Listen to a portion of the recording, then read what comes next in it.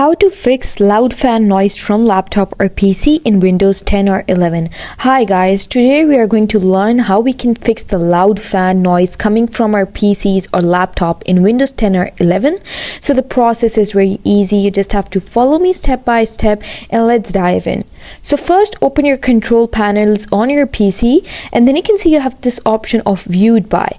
Choose this category option and choose small icons over here. Then you have to search for power options in this menu and choose it. Now in the power menu you can see you have this option of change plan setting. Choose it.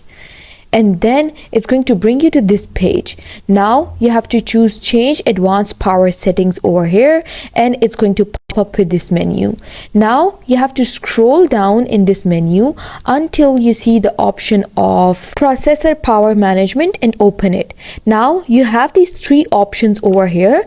Just expand these three options over here. You can see this is the minimum processor state and then the maximum processor state and the system cooling policy. So now you can just choose these according to your use.